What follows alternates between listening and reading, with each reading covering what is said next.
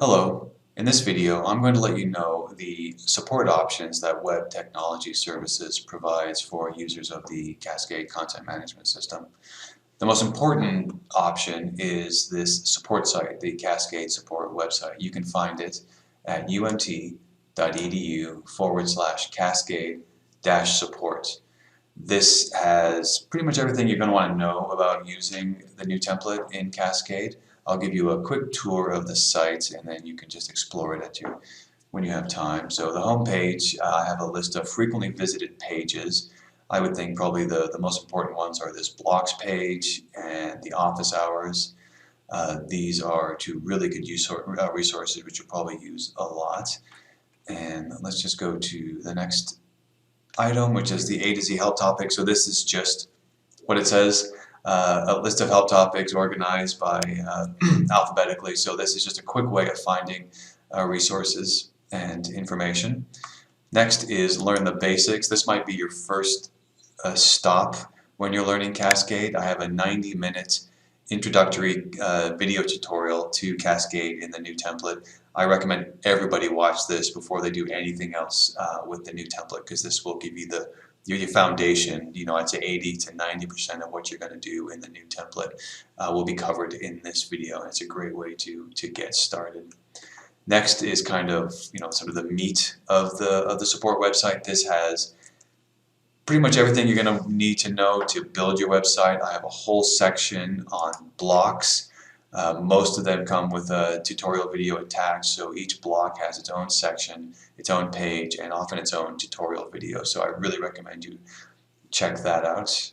And it's got also things like how to edit pages, how to create and edit files, folders, what to do with your footer, working with images, links, assets, navigation, everything you want to know about publishing. This is important, so everything you need to know in order to publish changes and updates to your website. And also a whole section on the WYSIWYG editor. So this is what you see is what you get. This is the editor you use to add text, some images, links, tables to your website. So I have a video tutorial for that and a lot of just step-by-step information here.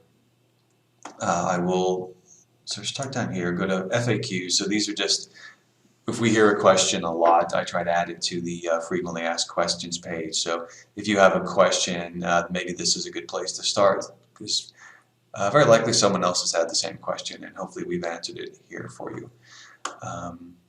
There's also a whole section on accessibility. This is making websites that are accessible to all visitors. So if someone has, say, a visual impairment and they need alt text on their images, or they need to have really well-crafted link text, things like that, how to use lists, how to make tables accessible, all of that can all be found in this section, and this is a really good guide for all of that. And lastly, there is an actual support section on the support site, and one of your most important sections here, or pieces here, is this open office hours. So from 3 to 5 every day we have office hours. If you click on this link, there will be someone there on an open Zoom call to help you out. If there's more than one person at a time, we can sometimes break off into breakout rooms, or you can just sort of wait, and it's first come, first served, so we'll just help people in order. But usually there's no more than 1 or 2 people at a time on a session. While we're doing the academic migrations, we're going to add another hour, so there will be someone there from 2 to 3 as well. I probably won't put that on this site because I just want general Cascade users to show up from 3 to 5, but while we're migrating your site, we'll have an extra hour there available for you to hop on and ask any questions about the migration process. And there's also links here for requesting editing access to a site, so adding new users to the site. You can submit a ticket to request support and things like, requesting a redirect or getting access to form data. And in the request support, we have the email address here, webhelp@mso.umt.edu. That is an email address that will create a ticket. So if you send an email to that email address, it will create a support ticket, which is the fastest way to get direct help. If you email me directly, or if you call, sometimes you're put in the back of the queue. I tend to start with the support tickets first, or we tend to start with the support tickets first, and then go on to people who contacted us directly. You can also contact me on Teams. If it's an emergency, if something's happened and there's something on your site that's live, for instance, that you don't want it to be there and it's very important that you get it off, send me a message on Teams. Mark Lannon, that is probably the best way to get in touch with us. And once we're migrating your site, we will have a Teams channel set up for you to communicate directly to us.